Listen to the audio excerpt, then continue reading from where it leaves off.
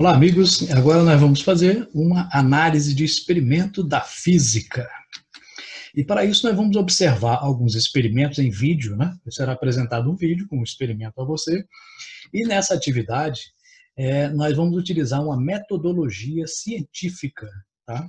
Ou seja, vamos usar o passo a passo, né? Utilizando de tal forma que nessa atividade, né, você faça uma descrição desse experimento, mas utilizando os fundamentos da física.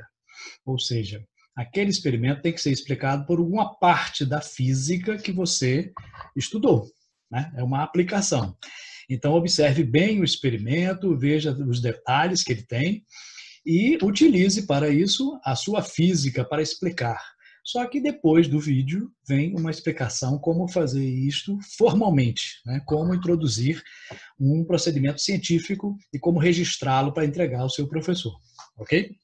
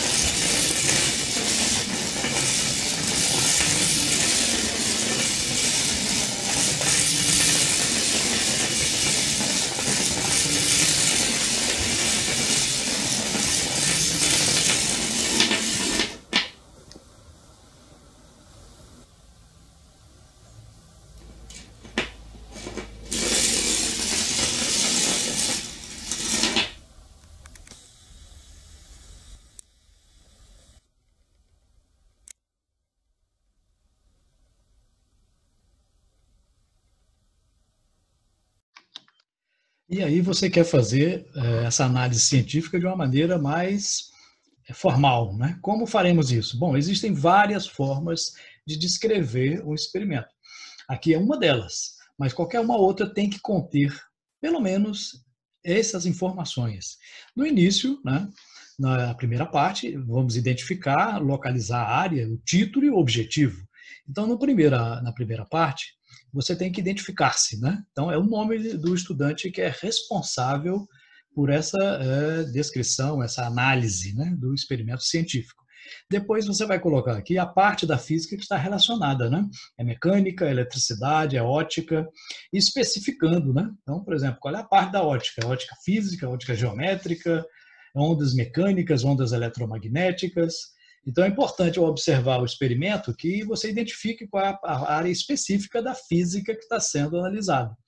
É o movimento retilíneo, o movimento curvilíneo. Né? Depois você vai colocar um título. Nesse título, nunca você começa com um verbo. Né? Sempre coloca avaliação, análise, investigação. Lembrando que em qualquer descrição, análise ou relatório, né, você sempre, nunca coloca na primeira pessoa. Né? Eu analisei, eu fiz isso. Não, nunca se coloca. No objetivo, você vai começar com o verbo. Tá? Avaliar, determinar, investigar. Né? Então, título sem verbo, objetivo com verbo. Então, nunca usar a mesma raiz da palavra nos dois. Então, determinação, determinar. Avaliação, avaliar. Não, isso fica um som ruim para descrever, né? Isso denota pobreza de linguagem, né? Que não se deve ter em um relatório científico. Né? Na segunda parte, nós iremos fazer uma representação esquemática e os materiais utilizados. Né? Na representação, né, você vai colocar aqui, ilustrar o que foi analisado em forma de esquemas ou desenhos. Né? Não precisa ser um desenho artístico, bonito, não, mas um desenho que possa se identificar o que é. Pode ser triângulos, quadrados, círculos, não tem problema. Pode ser figura geométrica, mas que identifique com um nome ou então com uma referência. Você vai visualizar o experimento indicando as partes principais deste experimento. Depois vai colocar os materiais que foram utilizados, né? Foi utilizado uma régua para quê? Para isso foi utilizado. Então a descrição tem que colocar os materiais e como eles foram utilizados ali naquele experimento. Okay? Na terceira, importante nessa parte, deve-se colocar os detalhes do experimento observado. Ou seja, né, tem que ficar sempre bem detalhado. É a parte mais detalhada de uma descrição ou de um relatório, né, de uma coisa que você está observando.